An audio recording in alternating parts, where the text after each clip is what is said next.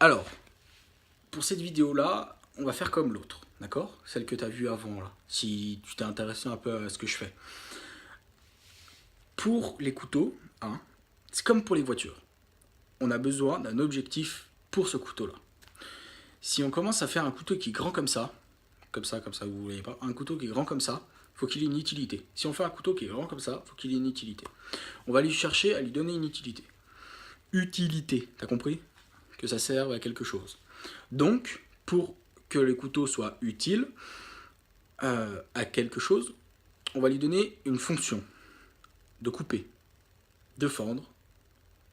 C'est ces deux grandes fonctions déjà qu'on donne. Décapsuler, c'est accessoire parce qu'on est un peu bricoleur.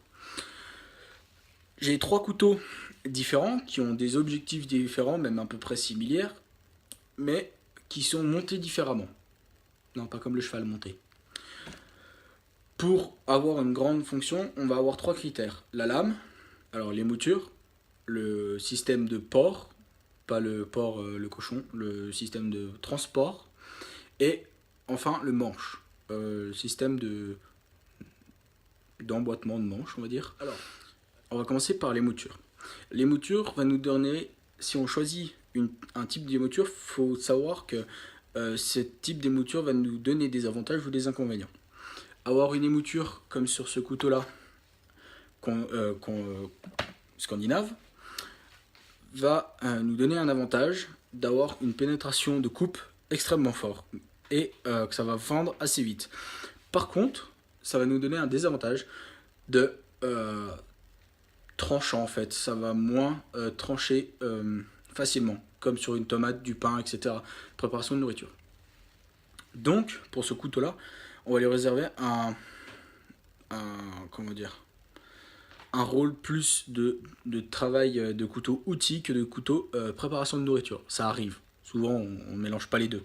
Quand tu viens de saigner, quand tu viens de couper des morceaux de bois, voilà, toute la journée, et qu'il y a de la sève qui est collée, tu n'arrives pas à décoller, tu vas pas commencer à essayer de couper tes patates ou ton pain avec ça, d'accord? Voilà.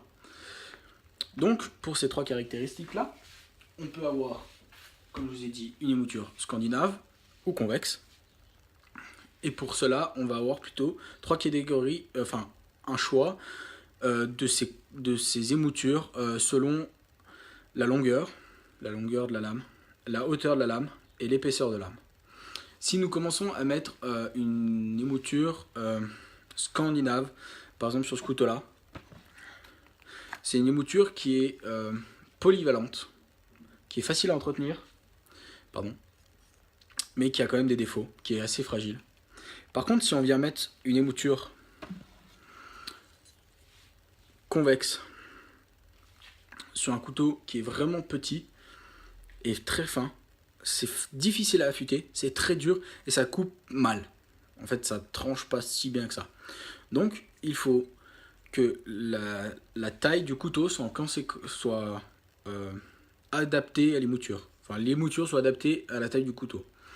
Donc, pour un couteau d'une vingtaine de centimètres, avec une lame assez haute et assez épaisse, deux émoutures sont faciles à faire.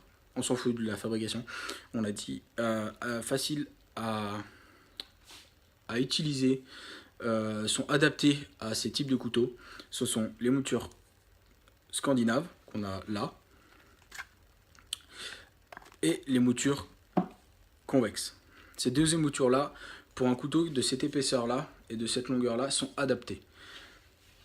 Si la longueur, la largeur et l'épaisseur de la lame sont plus conséquentes, nous allons devoir choisir une autre émouture. Parce que si l'émouture n'est pas adaptée au couteau, le couteau coupera mal ou ne sera pas utilisé parce qu'on n'appréciera pas l'utilisation. Par exemple, là, nous avons un couteau beaucoup plus grand, nous avons une autre émouture. Sur ce couteau-là, on mettrait une émouture scandinave, ça serait pas trop adapté parce que c'est pas le deuxième critère, le manche. Alors, le manche, il faut savoir que le manche, c'est ce qui va autour du couteau. Et souvent, le couteau a la partie en acier est plus grande que le manche. Ou sinon, c'est que c'est un couteau un peu spécial. il y a plusieurs façons de poser un manche. Deux grandes familles sont la première, les, le, le plat de semelle. Pourquoi nous appelons ça le plat de semelle? Je n'en sais rien. Le plat de semelle sont que le couteau est un peu découpé à la forme qu'on souhaite, comme ça là. Et ensuite on vient vraiment coller coller tac, un manche qui ne fera pas la beauté du couteau. Souvent c'est pas le manche qui fait la beauté la forme de la lame qui fait la beauté du couteau, mais le manche. Et là nous avons surtout un manche qui est là pour donner du grip et de la matière au couteau et n'est pas là pour faire joli, même si c'est un peu esthétique d'avoir un couteau comme ça là. Donc nous avons les moutures plates avec différents bois, systèmes de fixation sur les plaquettes, etc. Ensuite nous avons une deuxième grande famille qui s'appelle la soie. Alors il peut y avoir plusieurs soies, soit par moitié, soit traversante. Une soie par moitié, c'est comme cela, comme sur un mora. Le désavantage d'une soie, c'est que le couteau en lui-même ne va pas être assez solide. Par exemple, si on vient commencer avec taper avec un bâton dessus, qu'on pourra se permettre sur ce couteau-là, il est où là? Sur ce couteau-là, qu'on pourra venir taper dessus, le manche ne risque pas de se casser. Par contre, là-dessus, oui, parce qu'on ne sait pas trop où est la soie, même si moi je sais qu'elle est à peu près dans ces environs-là. Elle n'est pas traversante, donc le manche est vraiment là pour faire le maintien de lame. C'est comme si on avait mis juste un boîtier en plus de la soie. La soie, c'est juste une petite tige qui rentre dans le manche pour tenir la lame, pour pas qu'elle s'en va de ce qui sert à la tenir. Donc on appellerait ça moins un manche, mais une poignée.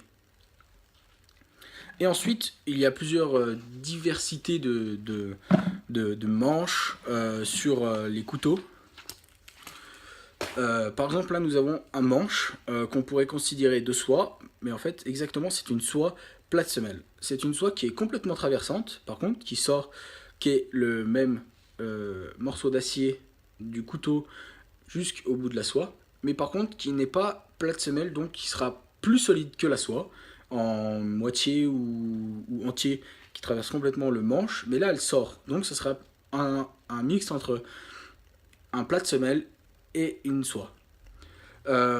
C'est différent comme on veut que le couteau se comporte ou quoi. C'est surtout la légèreté du couteau qui apporte après. On enlève de la matière qui est lourde. Donc c'est pour gagner la légèreté. Pour que le couteau soit agréable à utiliser, pour moi un des plus grands critères quand je vais acheter un couteau, c'est son système de transport. Là nous sommes sur un couteau de chasse combat. Donc c'est un couteau qui se porte à la ceinture mais droit. Droit c'est la ceinture est là et nous sommes à côté et voilà, ça se porte à la ceinture.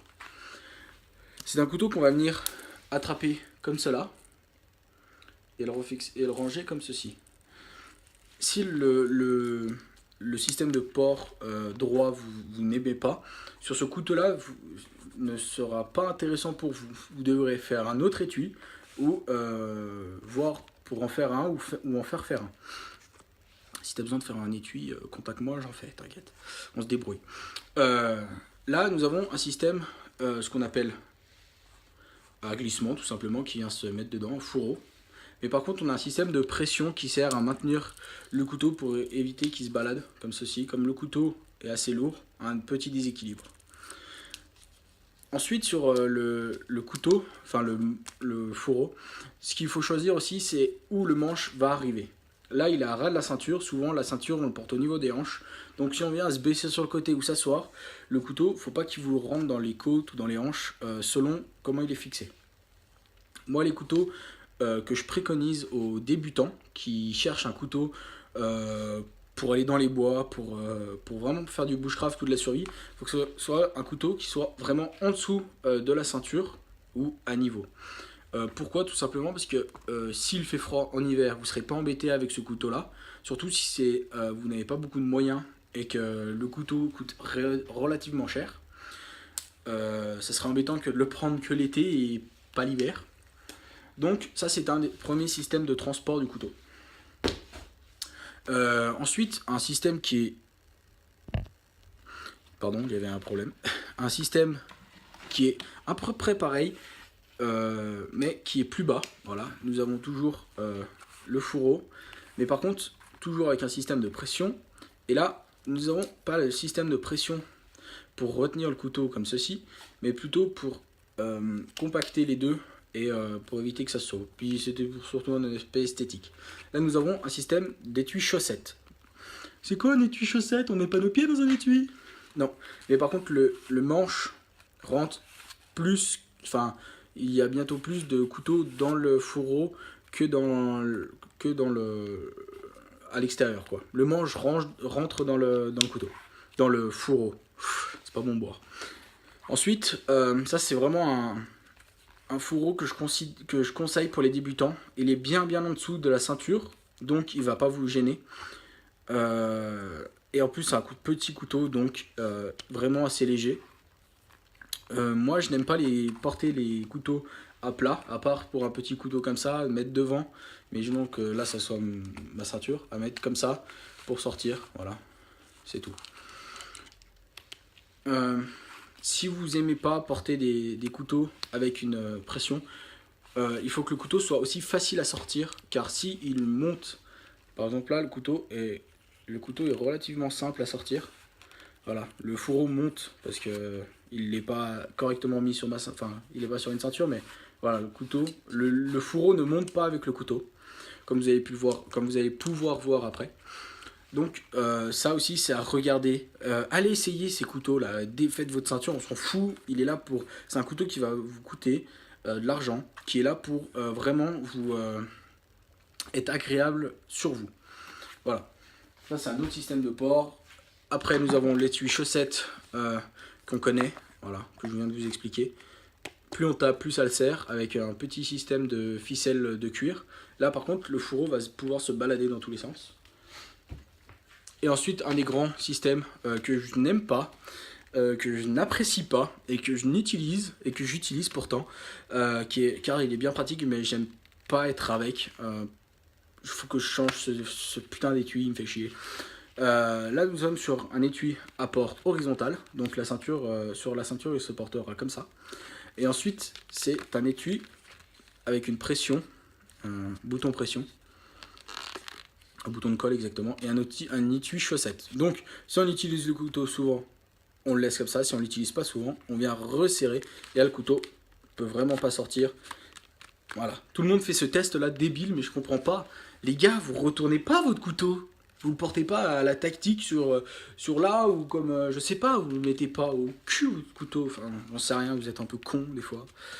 Voilà, donc ce couteau là, en plus comme il est lourd. Un autre système de transport, allez essayer ces couteaux. Si vous avez un système de préférence, moi je n'aime pas ça. Pour ceux qui aiment ça, faites pas vos rageux s'il vous plaît. Voilà. Je vous remercie d'avoir regardé ma vidéo, même si elle a été un peu longue. Je vous remercie, abonnez-vous, likez, commentez, et à bientôt.